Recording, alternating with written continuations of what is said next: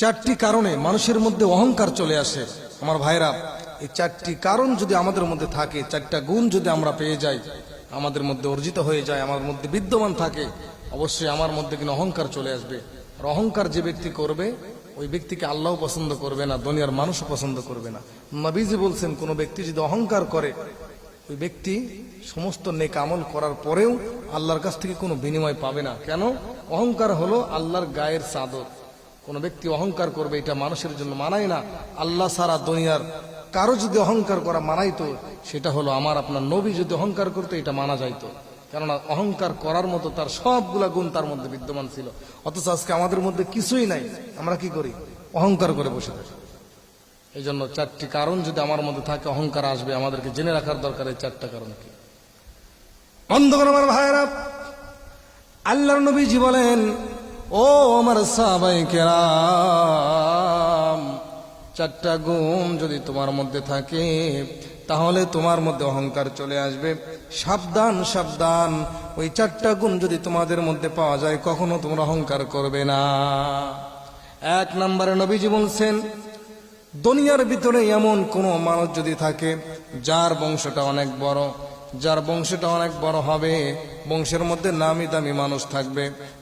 দুনিয়ার মধ্যে এমন কোন মানুষ যদি হয়, তার বংশটা বড় হবে, বংশের মধ্যে নামি দামি মানুষ থাকবে, টাকা পয়সা থাকবে, সব কিছু থাকার কারণে ওই ব্যক্তির মধ্যে কিন্তু অহংকার চলে আসতে পারে। কেননা বংশের একটা গরম আছে না নাই? আজকে সমাজের মধ্যে অনেক মানুষ দেখবেন, চার স্টলে গল্প করতে করতে যদি তর্ক লেগে যায়, ঝামেলা হয়, ঝগড়া হয়, একজন আরেকজনকে চোখ রাঙিয়ে বলে, তুমি কি আমাকে চেনো, আমি কোন বংশের ছেলে? এরকম বলে কিনা? বলে।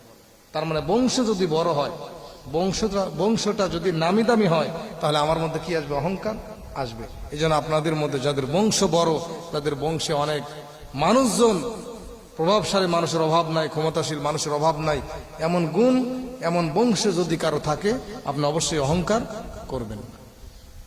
আমার ভাইরা, নবীজি বলছেন, 2 নাম্বার কারণ হলো, যে ব্যক্তির মধ্যে ইলম থাকবে, জ্ঞান থাকবে, ইলম এবং জ্ঞান যার মধ্যে থাকবে, ওই ব্যক্তির মধ্যে অহংকার চলে আসতে পারে। কেননা আমার মধ্যে যদি জ্ঞান থাকে, আমার মধ্যে যদি ইলম থাকে, আমি যদি অনেক কিছু জানি, অবশ্যই যারা জানে না তাদের সামনে গেলে নিজেকে অনেক বড় মনে হবে, আমাকে অনেক জ্ঞানী মনে হবে, নিজেকে অনেক বড় মনে হবে।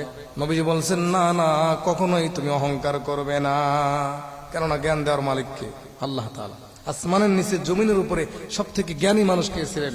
বিশ্বনবী জনাবে মুহাম্মদুর রাসূলুল্লাহ। একবার সকলে পড়ুন সাল্লাল্লাহু আলাইহি ওয়াসাল্লাম। তার মধ্যে এত জ্ঞানী মানুষ দুনিয়াতে আসমানের নিচে জমিনের উপরে আর একটা হবে? কিয়ামত পর্যন্ত আর হবে? হবে না, আল্লাহ বানাবেনই না। সুবহানাল্লাহ। আমার নবীকে আল্লাহ কেমন জ্ঞান দান করেছিলেন! রাসূল করিম সাল্লাল্লাহু আলাইহি সাল্লাম হাদিসের মধ্যে বলেন, উতীতুল ইলমাল আউয়ালিনা ওয়াল আখিরিন। আল্লাহ তাআলা আমাকে আগের, পরের, বর্তমান, ভবিষ্যৎ সব ইলম আল্লাহ তাআলা আমাকে দান করেছে। এরপরে আমি নবীজি অহংকার করি না। কেননা অহংকার আল্লাহর গায়ের চাদর। সবকিছু দেওয়ার মালিক আল্লাহ, নেওয়ার মালিকও কে? আল্লাহ। আমার ভাইরা, এজন্য নবীজি বলেন, 4 কারণে মানুষের মধ্যে অহংকার আসবে। 1 নাম্বার, যদি বংশ বড় হয়। 2 নাম্বার, যদি তার মধ্যে অনেক জ্ঞান থাকে, অনেক জ্ঞানী হয়, লেখাপড়া যদি অনেক বড় প্রতিষ্ঠানে করে, অনেক বড় জ্ঞানী হয়, তাহলে তার মধ্যে অহংকার চলে আসতে পারে। নবীজি বলেন, অহংকার কখনোই করা যাবে না। অহংকার করলে মানুষের নেক আমলগুলো বরবাদ হয়ে যাবে। 3 নম্বরে নবীজি বলছেন, ওই ব্যক্তির মধ্যে অহংকার আসবে যার চেহারাটা সুন্দর। যার চেহারাটা কি? সুন্দর। অনেক সময় দেখা যাবে আমাদের মধ্যে বন্ধু বান্ধব যারা আছে, একজন অনেক ফর্সা বা অনেক সুন্দর দেখতে, অনেক মায়াবী চেহারা, সুন্দর চেহারাওয়ালা মানুষ, মানুষ তাকে পছন্দ করে, ভালোবাসে। চেহারা ভালো হলে মানুষ অবশ্যই তাকে কি করে? মহব্বত করে, ভালোবাসে। দেখেন না, একটা সন্তান জন্ম নেওয়ার পরে তার চেহারাটা যদি ভালো হয়, ছোট কদমে যখন হাঁটা শুরু করে, অনেক মানুষ, যার রক্তের সাথে যার কোনো সম্পর্ক নাই, এমন মানুষ তাকে কোলে আদর করে। কেন? তার চেহারাটা কি ভালো। আমার ভাইয়েরা, এজন্য নবীজি বলছেন, যার মধ্যে, যার চেহারাটা সুন্দর হবে, যে ব্যক্তির চেহারা সুন্দর হবে, ওই ব্যক্তির মধ্যে অহংকার আসতে পারে। এই জন্য চেহারা ভালো হলে কখনো অহংকার করা যাবে না। কেননা চেহারা কার দান? আল্লাহর দান। আল্লাহ আপনাকে ভালো বানিয়েছেন। চেহারা ভালো হলেই যে আপনি ভালো, বিষয়টা কিন্তু এমন না। আল্লাহ নবীজি হাদিসের মধ্যে বলেন, ইন্নাল্লাহা লা ইয়ানজুরু ইলা সুওয়ারিকুম ওয়া আমওয়ালিকুম ওয়ালাকিন ইয়ানজুরু ইলা কুলুবিকুম।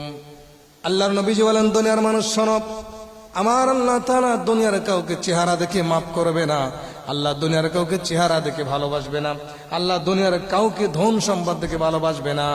আল্লাহ তাআলা দেখবে তার অন্তরের আমল কেমন ছিল। হযরত বিলালের চেহারাটা কালো ছিল কিন্তু অন্তর কি ছিল? ভালো ছিল। এই জন্য চেহারা ভালো হলে কি করা যাবে না? অহংকার করা যাবে না। তাহলে চারটার মধ্যে একটা হলো বংশ বড় হলে অহংকার আসবে। আমি যদি দ্বিতীয় নম্বরে আমি যদি জ্ঞানী হই অহংকার আসবে। তৃতীয় নম্বরে আমার চেহারাটা যদি সুন্দর হয় তাহলে অহংকার আসবে। চতুর্থ নম্বরে যদি সম্পদশালী হয়, কি হয়? টাকাওয়ালা হয়। একসময় দেখবেন যার টাকা পয়সা ছিল না সবার সাথে মিলামিশা করছে, সবার সাথে ঘোরাঘুরি করছে, সবার সঙ্গে মিল মোহাব্বত ছিল। যখন হঠাৎ করে টাকাওয়ালা হয়ে গেছে, বড়লোক হয়ে গেছে, আর মানুষের সাথে কি করে না? মিশতে চায় না। আমার ভাইয়েরা, এজন্য নবীজি বলেছেন সাহাবীরা, এই দুনিয়াতে আল্লাহ যাকে সম্পদ দান করেছেন এই সম্পদ বেশি হওয়া কিন্তু বেশি ভালো না। সম্পদ বেশি হওয়া কিন্তু ভালো না। আজকে দুনিয়ার ভিতরে এমন কিছু মানুষ ছিল যাদের পূর্বে কোনো সম্পদ ছিল না, আল্লাহ তাআলার গোলামি করত। যখন সম্পদ বেশি হয়ে গেছে আল্লাহর নাফরমানি শুরু করে দেয়, আছে না নাই? এই জন্য নবীজি বলছেন সম্পদ থাকার পরে যার অন্তরে আল্লাহর ভয় থাকবে তার সম্পদটা কাজে আসবে। আর সম্পদ থাকার পরে যেই ব্যক্তির অন্তরে আল্লাহর ভয় থাকবে না, অহংকার করে মানুষকে মানুষ মনে করবে না, হেই প্রতিপন্ন করবে, ছোট মনে করবে, নবীজি বলছেন ওই ব্যক্তির সম্পদ থাকার পরেও জাহান্নামে যাবে। কেননা সম্পদ দেওয়ার মালিকও আল্লাহ, নেওয়ার মালিকও আল্লাহ। এই জন্য চারটা গুণ আমার মধ্যে যদি থাকে, আমি যদি ভালো বংশের ছেলে হই, আমার চেহারা যদি সুন্দর হয়, আমি যদি জ্ঞানী হই, আমি যদি সম্পদওয়ালা হই, এই চারটা গুণ থাকলে আপনার মধ্যে অহংকার আসবে। আমার ভাইরা, এই জন্য এই চারটা গুণ যাদের মধ্যে আছে, যাদের মধ্যে পাওয়া যাবে, অহংকার আসবে স্বাভাবিক, কিন্তু অহংকার করা যাবে না। আপনি যদি অহংকার না করেন আল্লাহ তাআলা আপনাকে দুনিয়াতে সফলতা দান করবেন, আখিরাতেও আপনার জন্য নবীর সুপারিশের মাধ্যমে জান্নাতুল উচ্চ মাকাম দান করবেন। আল্লাহ তাআলা আমাদের সকলকে যে কথাগুলো বললাম আমল করার তৌফিক দান করুন।